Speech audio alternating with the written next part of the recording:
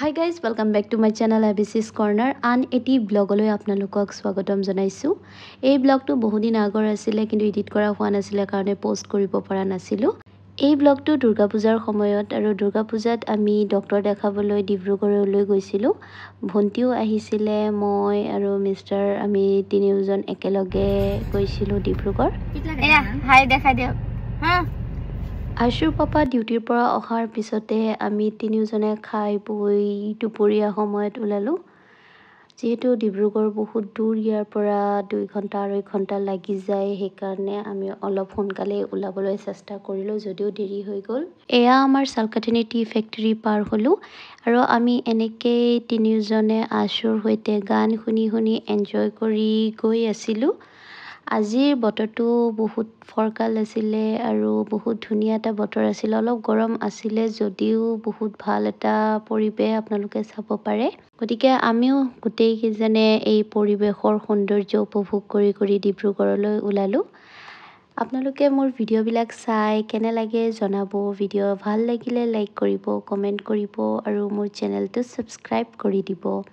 আপোনালোকে আশুলৈ মন কৰিছেনে বাৰু? তাইও খিৰিকীৰ কাষত থিয় দি বাহিৰৰ সেউজীয়া পথাৰ আৰু তোলাৰ দৰে উপঙি থকা ডাৱৰৰ সৈতে নীলা আকাশখনৰ দৃশ্য উপভোগ কৰি গৈ আছে। পিছত আশুৰ লগত অলপ খেলিলো। এতিয়া তাই টোপনি টাইম হৈছে, গতিকে বাই বাই। ৰ'ব ব্লগ এতিয়াও শেষ হোৱা নাই নহয়, আশুৰ কাৰণেহে এতিয়া বাই বাই। তাৰপিছত আশু টোপনি যোৱাৰ পিছত আমি এনেকৈ গৈ গৈ লাহে লাহে ডিব্ৰুগড় টাউন এণ্টাৰ কৰিলোঁ। আপোনালোকে দেখা পাইছে, যিসকলে ডিব্ৰুগড়ত আহিছে আৰু ডিব্ৰুগড়ত থাকে সিহঁতে গমেই পায়। আমি অলৰেডি টাউন পাই গ'লোঁ। চাৰিওফালে ধুনীয়া সেউজীয়া পৰিৱেশ। ডিব্ৰুগড় টাউনটো চাই অলপ ভাল লাগে, ভিতৰৰ পৰিৱেশটো। উজনি অসমৰ যিমানকেইটা ডিষ্ট্ৰিক্ট আছে গোটেইকেইটাৰ ভিতৰত ডিব্ৰুগড় টাউনটোৱেই অলপ ডেভেলপ বুলি ক'ব পাৰি। টাউনৰ মাজতে এনেকৈ জুবিনদাৰ ডাঙৰ এটা বেনাৰ লগোৱা আছে। চাই বেয়া লাগে, জুবিনদা এতিয়ালৈকে ন্যায় পোৱা নাই। জুবিনদা অকল অসমৰ এজন শিল্পী নহয়, তেওঁ অসমবাসীৰ প্ৰাণ। তেওঁৰ মাজত আমি সকলো বিচাৰি পাওঁ। তেওঁ আমাৰ সকলোৰে মাজত আছে, সকলো সময়তে আছে। গতিকে আশা কৰোঁ তেওঁ সোনকালেই ন্যায় পাওক। তেওঁক আমি এতিয়া ঘূৰাই পাব নোৱাৰোঁ, কাৰণ তেওঁ এতিয়া নজনা দেশলৈ গুচি গৈছে। কিন্তু তেওঁৰ মৃত্যুৰ বিষয়ে আমি প্ৰকৃত ৰহস্য গম পালে আমাৰ মনত অলপ হ'লেও শান্তি আহিব। গতিকে সেইকাৰণে বিচাৰোঁ তেওঁৰ মৃত্যুৰ লগত জড়িত সকলো ৰহস্য ওলাই আহক। যিয়ে নহওক, এতিয়া আমি ব্লগলৈ উভতি আহোঁ। তাৰপিছত আমি অলপ গ'লোঁ ৰিভাৰ ছাইড, কাৰণ আমাৰ ডক্টৰৰ এপইণ্টমেণ্টত অলপ দেৰি আছিলে। সেইকাৰণে ভাবিলোঁ অলপ ফুৰোঁ, কিন্তু ভৰ দুপৰীয়া সময়ত আৰু ফুৰিবলৈ সেনেকুৱা ভাল এটা প্লেচ নাছিলে। ভাবিলোঁ অলপ ৰিভাৰ ছাইডতে অলপ বহি আহোঁ। ইমান গৰম আছিলে যদিও, ৰ'দ আছিলে যদিও, তথাপিও কিন্তু যিটো পৰিৱেশ আছিলে, ভিউ আছিলে, বহুত ধুনীয়া এটা ভিউ আছিলে। আশুক মই এনেকৈ উৰণি দি মেৰিয়াই লৈ লৈছোঁ। আপোনালোকে মন কৰিছে চাগে, আশু যেতিয়া ফুৰিবলৈ পায় তেতিয়া তাই অলপো আমনি নকৰে। তাই দুপৰীয়া হওক ৰাতি হওক এনি টাইম তাইক মানে যেতিয়াই ফুৰিবলৈ যোৱা হয় তাই বহুত ভাল পায়। সৰু ল'ৰা ছোৱালীয়ে আচলতে চবেই এনেকুৱা কৰে। তাৰপিছত তাতেই আমি আধা ঘণ্টামান বহি দিলোঁ আৰু আমি ভিডিঅ' ফটোজ ক্লিক কৰি আছিলোঁ। কিছু সময় তাতে বহি দিয়াৰ পিছত আমি এই মথাউৰিৰে আমি বেলেগ এটা ছাইডেৰে খোজকাঢ়ি গৈ আছিলোঁ, কাৰণ আমি সেই ৰিভাৰ ছাইডত ফাৰ্ষ্ট টাইম গৈছিলোঁ। সেইকাৰণে ভাবিলোঁ অলপ এক্সপ্ল'ৰ কৰোঁ, অলপ আগতেও কি আছে চাওঁ। গতিকে ভণ্টি আগে আগে আৰু আমি দুটা পিছে পিছে গৈ আছিলোঁ।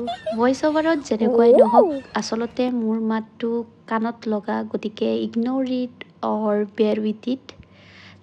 তাৰপিছত আমি টাউনৰ মাজেৰে অলপ ঘূৰি ফুৰিলোঁ আৰু আপোনালোকে চাইছেনে, এইবিলাক বেতৰ বস্তু মই বহুতেই ভাল পাওঁ।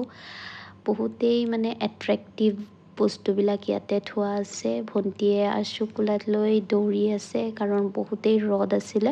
যিয়ে নহওক তথাপিও মই বহুত এনজয় কৰি আছিলোঁ, কাৰণ বহুদিন পিছত এনেকৈ অলপ মানে ধুনীয়াকৈ ফুৰি আছোঁ।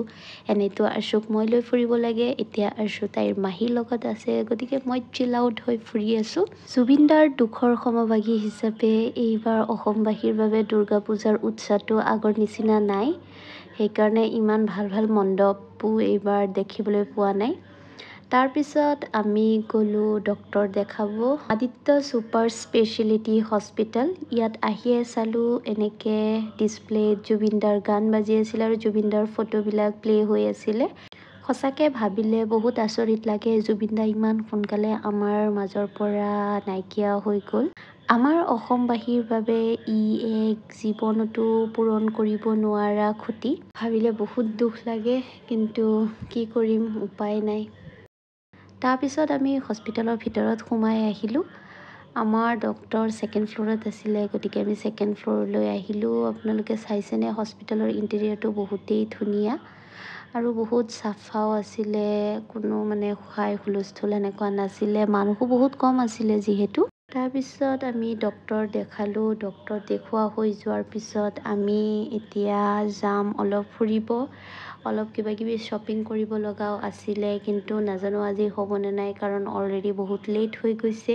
ইফালে আৰ্যুৰ পাপাৰ মাথা গৰম, কাৰণ হস্পিটেলত প্ৰেছক্ৰাইব কৰা এটাও মেডিচিন আমি হস্পিটেলত পোৱা নাই। আহে পাহে আমি বহুত বিচাৰি আছোঁ, কিন্তু তথাপিও এটা মেডিচিনো আমি পোৱা নাই।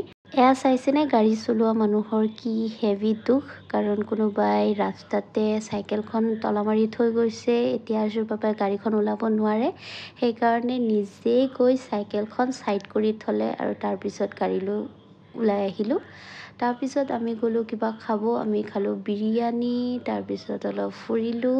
ব্লগটো যিহেতু বহুতেই ডাঙৰ হৈ গৈছিলে, সেইকাৰণে ব্লগটো মই 2টা পাৰ্টত ভাগ কৰি দিছোঁ। নেক্সট পাৰ্টত আমি ক'ত গৈছোঁ তাকে দেখুৱাম। তেতিয়ালৈকে সুস্থ থাকক, ভালে থাকক, বাই বাই গাইজ।